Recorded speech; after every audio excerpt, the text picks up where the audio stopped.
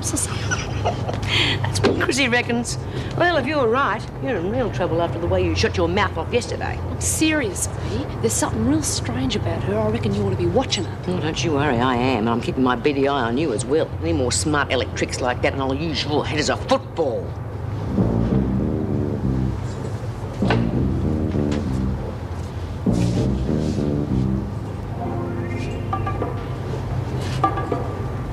As you know, some people doubt the new security measures will have the desired effect unless the women are given sufficient incentive to cooperate. If they know we're going to come down on them like a ton of bricks, that'll be incentive enough. The trouble with physical violence is that it can work both ways. Quite. So I have decided to instigate a point system. Each woman will be given 1 point each day. These points will go towards a grand total throughout the prison. When the prison has earned sufficient points, the women will get extra privileges. If a prisoner is put on a charge, she will lose 5 points. Of course. That way, she not only lets herself down, but she lets the other women down as well. If they behave, they get 1 point. If they're put on a charge, they lose 5? That's right. Well, hardly seems fair to me. Well, perhaps for minor offences, those not justifying a formal charge, they could lose, say, well, just 1 point. Certainly. We want to give them the maximum incentive to cooperate. Yes, well, the difficulty with minor offences is that they're difficult to define. A woman can say something in a certain way. Now, it could be insolence, but it could just be normal speech. Oh, I think we can rely on our own experience to decide that. A better way would be to stop them talking altogether. That's what the rule book says anyway. There should be no communication between officers and prisoners except to give or receive orders. Oh, I'm sorry, I can't agree with that. That's ridiculous. I'm not so sure. Getting involved with the prisoners has always caused trouble in the past. The women seem to exploit any show of kindness. Yes. If we're going by the book, let's go the whole way. I think it's a good idea. So do I.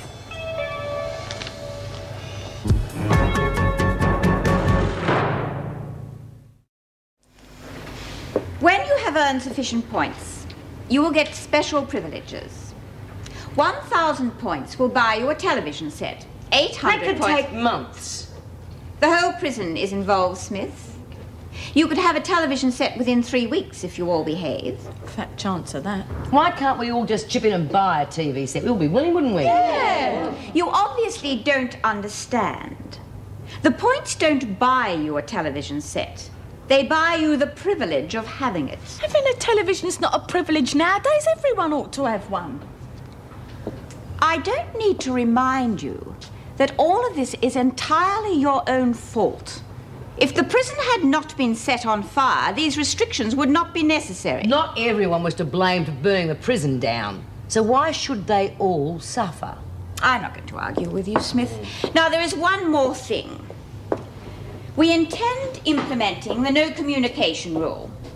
In future, officers will only give prisoners orders. Prisoners will only speak to officers when spoken to, or when they wish to see me or a social worker. We haven't even got a social worker. One will be brought in when necessary.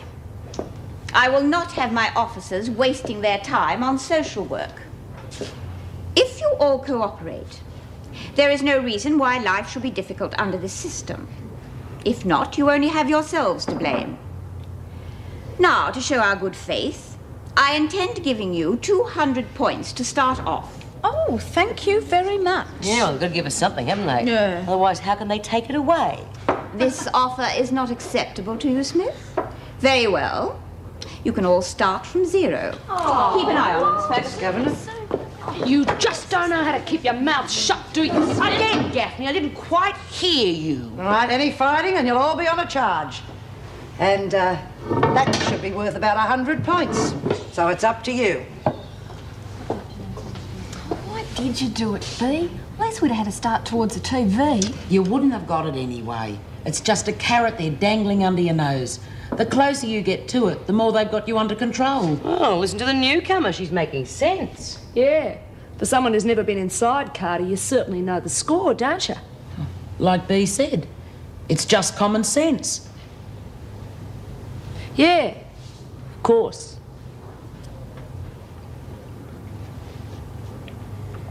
Pass this hot, please. you. Come on, Meg, something had to be done. Not this. Well, why not? It's worth a try. What else could we do? You know what should be done.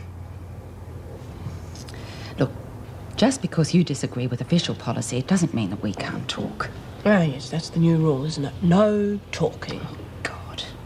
Well, what can we talk about? I mean, we can't talk about our job. We disagree about that.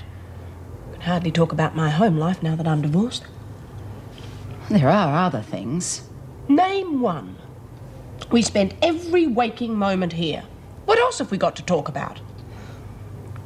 Perhaps we could talk about Patrick's job. Might as well while he's still got it. Hasn't been sacked, has he? No, not yet. But it's on the cards. Just have to keep our fingers crossed. God, don't know what we'll do if he does get sacked. 2 kids at school, mortgage, interest rates soaring every day. I'm sorry. Look, Meg, I would like to see the back of Joan Ferguson as much as you would. But if it's a choice between her and me, well, at the moment, I'm just going to have to put up with her.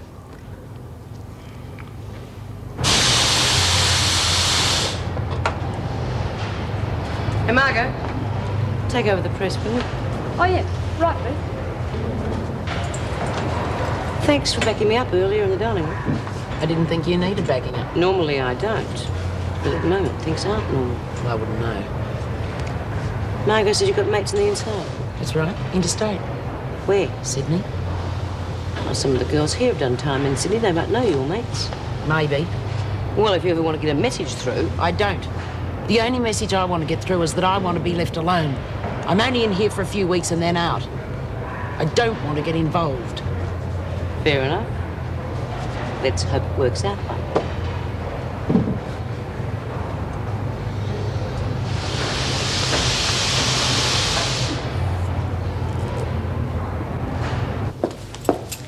Oh, Mrs. Morris, I'd like you to prepare the points chart for the recreation room, please. Yes, what did you have in mind? Well, it shouldn't be too difficult. Put the names of the women down one side and the number of points scored by each name and a grand total at the bottom. I'm sure I'll manage. You don't like the point system, do you? Well, it was you who suggested that the women should have some sort of incentive to behave. Well, I'm not sure if it's an incentive for the women or an opportunity for certain officers to make life unbearable for them. Well, that depends on the women. When you've finished it, would you please pin it on the recreation room board? If you want me, Heather, I shall be at Driscoll House. Oh, do you think that's wise? What do you mean? Associating with an ex-prisoner? I mean, in view of these new Oh, rules. for heaven's sake, Mrs. Morris, I am a member of the PRG. Well, so am I. I mean, how do you reconcile that with not talking to prisoners? I don't have to. We're trying to teach them they have to abide by a set of rules. How else will they succeed when they get out?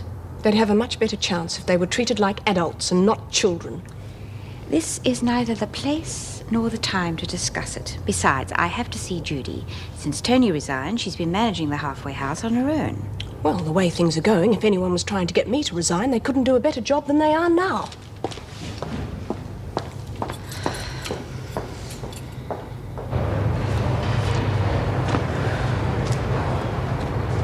Want one? Oh, yeah. I'll pay you back when we get our buyout back. Don't worry. I can afford it. By the time I get out of here, I'll have saved about $20. Hey, come on. Oh, yeah, sorry, Pete. Jean's getting very friendly all of a sudden, isn't she? She knows we're watching her. Do you reckon she's a copper's narc then? Oh, no, she couldn't be. She never asked no questions. She wouldn't if she was good at her job. She'd just watch and listen, and that's what we should do. Thank God for that. All right, ladies. Recreation period. Come on. You coming, Ben? Yeah, I'll catch up with you.